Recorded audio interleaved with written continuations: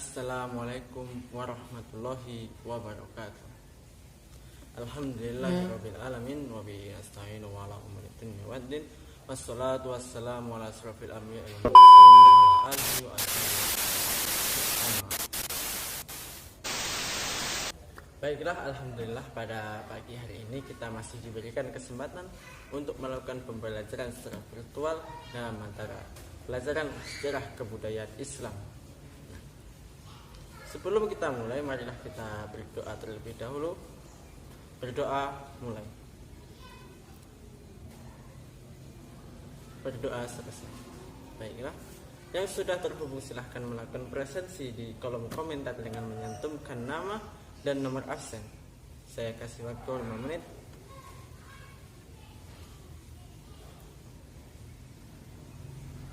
Oke, baiklah, langsung kita mulai. Jika saya mengatakan Nabi Muhammad, Islam dan Al-Quran, apa yang ada di benak kalian? Nabi utusan Allah, kitab kita, agama yang benar, agama yang diturunkan oleh Allah. Itu semua benar. Tapi pernahkah kalian berpikir bagaimana Nabi Muhammad mendapatkan Al-Quran tersebut, dan bagaimana proses turunnya Al-Quran tersebut, dan bagaimana Nabi memperjuangkan agama Islam ini? Nah, kita akan belajar itu di hari ini. Kita akan belajar mengenai substansi dan strategi dakwah periode Mekah.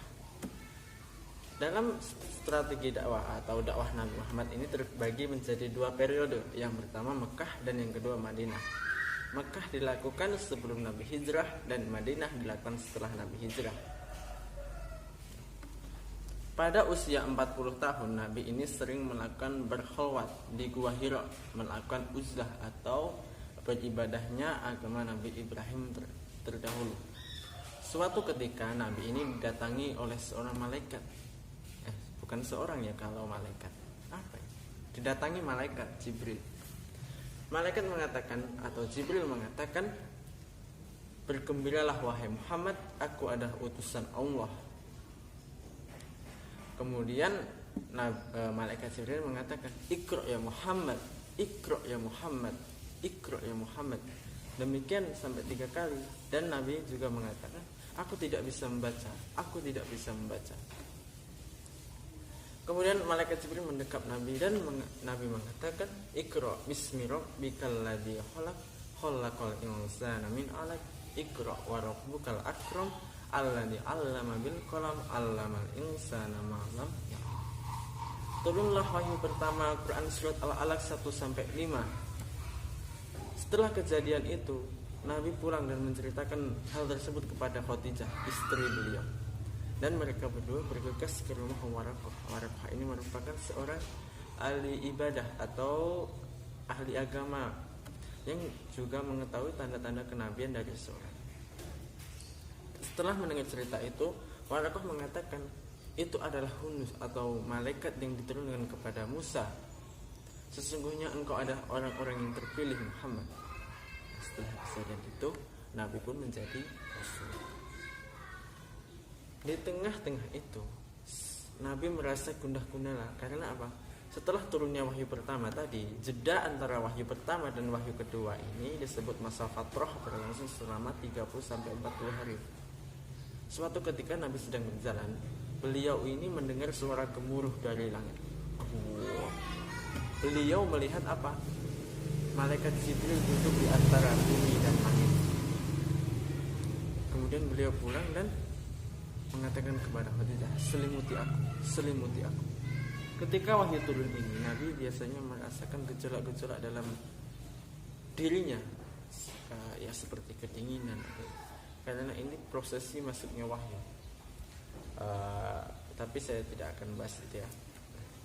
Setelah itu turunlah wahyu kedua, yaitu Quran surat Al-Mudaththir ayat 1-7 yang Bismillahirrahmanirrahim. "Ya ayyuhal mudaththir, qum fa'anzir wa rabbuka fakabbir wa siyabaka fatahhir wa ruzza fashhur wa la tamnun taktasir wa li rabbika fasbir." Artinya, wahai orang yang berselimut, bangunlah lalu berilah peringatan dan agungkanlah Tuhanmu, dan bersihkanlah pakaianmu dan tinggalkanlah segala perbuatan keji, dan janganlah engkau Muhammad memberi dengan mengharapkan balasan yang lebih banyak, dan karena Tuhanmu bersabarlah. Kemudian setelah menerima wahyu itu, Nabi pun menyeru atau turunnya wahyu ini untuk menyeru Nabi untuk melakukan dakwah kepada kaum kafir Quraisy. Nah, tentunya dalam dakwah ini Nabi mengalami tantangan dan cobaan dari kaum kafir Quraisy yang fanatik terhadap agamanya terdahulu, menyembah berhala. Kaum kafir Quraisy zaman dahulu itu terkenal dengan menyembah berhala. Sebelumnya saya tahu nggak kenapa Al-Quran itu diturunkan di Arab, bukan di Indonesia atau di Eropa? Karena sejarah mengatakan bahwa orang Arab ini memiliki ingatan yang sangat tajam atau ingatan yang sangat kuat, sehingga sangat tepat sekali jika Al-Quran ini diturunkan di tempat itu, karena bisa menjaganya. Dalam dakwah Rasulullah ini di periode Mekah ini menggunakan dua strategi. Yang pertama secara sembunyi-sembunyi, yang kedua secara terang-terangan. Dakwah secara sembunyi-sembunyi dilakukan untuk menghindari gejolak di masyarakat. Karena agama Islam ini merupakan agama yang baru. Tentunya akan ada banyak penolakan dari kaum kafir Quraisy, apalagi dari sesepuh-sesepuhnya ya biasanya.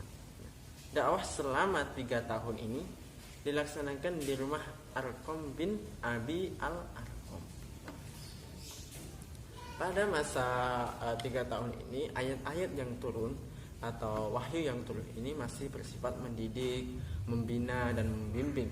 Isinya pun mengenai sifat-sifat Allah, bahwa Tuhan Allah itu Esa, tauhid, menyeru pada tauhid. Jadi seperti itu ya. Karena baru tahap awal, jadi bagaimana mengenalkan Allah terlebih dahulu dan bagaimana cara beribadahnya. Kalau dakwah secara sembunyi-sembunyi ini, kita akan mengenal yang namanya istilah as-sabiqunal awwalun. Apa itu? Ada yang tahu? Jadi as-sabiqunal awwalun ini merupakan orang-orang pertama yang masuk Islam. Ada nanti dari golongan perempuan, ada golongan anak, ada golongan sahabat, ada golongan budak. Nah, yang pertama masuk Islam itu tentunya siapa? Khadijah, istri Nabi Muhammad.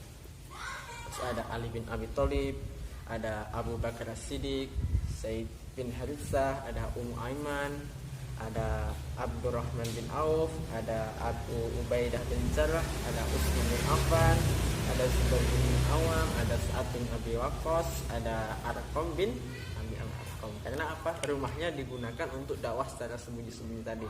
Tentunya orangnya ini juga pasti Islam. Terus ada Fatimah bin Khattab juga, banyak di sebenarnya dan masih aneh. Nah, jadi dakwah ini digunakan Nabi untuk menghimpun kekuatan berlebih sampai turun perintah Allah. Quran surat Al-Hijr ayat 94. Bismillahirrahmanirrahim. Fastaqim ma tu'mar wa 'anil musyrikin. Maka sampaikanlah Muhammad secara terang-terangan segala apa yang diperintahkan kepadamu dan berpalinglah dari orang-orang musyrik. Setelah turunnya wahyu ketiga ya, wahyu ini, ayat ini, Nabi ini berdakwah secara terang-terangan. Jadi secara jelas. Nah, tentunya banyak mendapat penolakan karena selama 3 tahun ini sebenarnya kaum kafir Quraisy ini sudah curiga terhadap agama yang dibawa oleh Nabi Muhammad. Nah, kejadian ini membuat salah satu Abu Dzar Al-Ghifari ini yang tinggal di barat laut atau di barat laut Mekah ini, di barat laut Merah. Maaf. Ini masuk Islam dan beliau pun Nabi Muhammad ini memerintahkan untuk pulang ke kampungnya dan berdakwah di sana. Nah, ada kejadian menarik di dakwah secara terang-terangan ini. Suatu ketika Nabi itu mengumpulkan semua orang kaum kafir Quraisy ini di Bukit Sofa. Di Bukit Sofa, dan mengatakan, wahai kaum kafir Quraisy, percayakah kalian jika di belakang bukit ini sudah ada pasukan berkuda yang siap menyerang kalian? Kemudian kaum kafir Quraisy pun menjawab, iya, kami percaya. Sesungguhnya kamu adalah orang yang jujur dan kami tidak pernah melihat kamu berbohong. Selanjutnya Rasulullah juga berseru kembali atau mengatakan kembali, saya peringatkan kamu akan siksa di hari kiamat. Allah menyuruhku untuk mengajakmu untuk menyembah kepadanya dan Tuhanku dan Tuhanmu yang menciptakan alam semesta termasuk yang kamu sembah. Maka tinggalkanlah Lata, Uzza, Manat dan Hubal dan berhala lain sesembahan. Setelah mendengar perkataan itu, reaksi kaum kafir Quraisy pun menolaknya dengan mengatakan, hari ini kamu celaka ya Muhammad, apakah kamu mengumpulkan kita semua hanya untuk ini? Selanjutnya Rasulullah pun termenung dan berpikir melihat reaksi keras dari kaum kafir Quraisy ini. Kemudian turunlah Quran surat yang tadi yang menolak keras itu Abu Lahab, dan turunlah ayat Al-Quran surat Al-Lahab 1-6. Bismillahirrahmanirrahim. Tabbat yada abi lahabi wa tab ma aghna anhu maluhu wa ma kasab sayasla narong dzata lahab wa imra'atuhu hammalatal hatab fi jidha hablum min masad. Nah, setelah kejadian di Bukit Sofa ini, kaum kafir Quraisy ini melakukan segala cara untuk menghentikan dakwah Nabi Muhammad, yaitu yang pertama dengan cara mendatangi Abu Thalib, paman dari Nabi Muhammad yang selama ini melindungi Nabi Muhammad. Nah, mereka ini meminta Abu Thalib untuk mencegah Nabi Muhammad melanjutkan dakwahnya. Yang kedua, kaum kafir Quraisy mengutus Walid bin Mughirah dengan membawa seorang pemuda untuk ditukarkan kepada Nabi, dan cara ini juga tidak berhasil. Cara yang ketiga, kaum kafir Quraisy ini mengutus Utbah bin Rabi'ah, seorang ahli retorika, untuk membujuk Nabi. Mereka ini juga menawarkan Nabi harta, tahta, dan wanita, bukan renata ya. Asalkan beliau bersedia menghentikan dakwahnya. Yang keempat, kaum kafir Quraisy ini juga melakukan tindakan keras terhadap pengikutnya, seperti menyiksanya. Kalau kalian melihat sejarah, itu Bilal bin Rabah juga sudah masuk Islam dan disiksa oleh majikannya yang masih dalam keadaan kafir dengan diterlentangkan di tengah tanah lapang, kemudian ditindih batu. Kemudian pada saat itu Abu Bakar datang untuk membelinya dan menolong Bilal bin Rabah. Nah, tekanan-tekanan ini tentunya tidak membuat umat Islam ini semakin surut, malah semakin kuat dan bertambah. Nah, keadaan ini membuat Abu Jahal pusing kepala dan mengajak sekutu-sekutunya atau pemimpin kaum kafir Quraisy ini untuk melakukan pemboikotan terhadap kaum muslimin dan Nabi Muhammad beserta keluarganya. Nah, apa isi dari pemboikotan tersebut? Setidaknya ada 4 pemboikotan yang dilakukan oleh kaum kafir Quraisy. Yang pertama, kaum kafir Quraisy tidak melakukan jual beli dengan umat muslim dan keluarga Nabi. Yang kedua, tidak boleh menikah dengan kaum kafir Quraisy. Yang ketiga, tidak boleh bergaul dengan kaum kafir Quraisy. Dan terakhir, tidak membenarkan untuk menolong. Jadi pemboikotannya ada 4: tidak boleh menikah, tidak boleh jual beli, tidak boleh bergaul, tidak boleh menolong. Ini antara kaum kafir Quraisy dan kaum muslimin.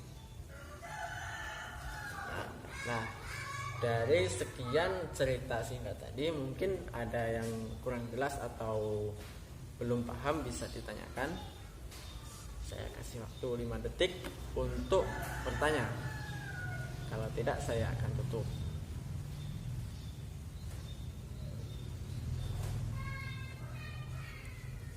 Tidak ada yang bertanya? Wah, berarti kalian sudah paham semua. Alhamdulillah.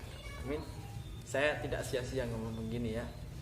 Oke, marilah kita akhiri pembelajaran kita hari ini. Jangan lupa untuk di rumah tetap belajar dan tetap semangat. Dengan segala keterbatasan kita harus menunjukkan bahwa kurang lebihnya kita akhiri dengan alhamdulillah bersama. Alhamdulillahirabbil alamin. Kurang lebihnya mohon maaf. Wassalamualaikum warahmatullahi wabarakatuh.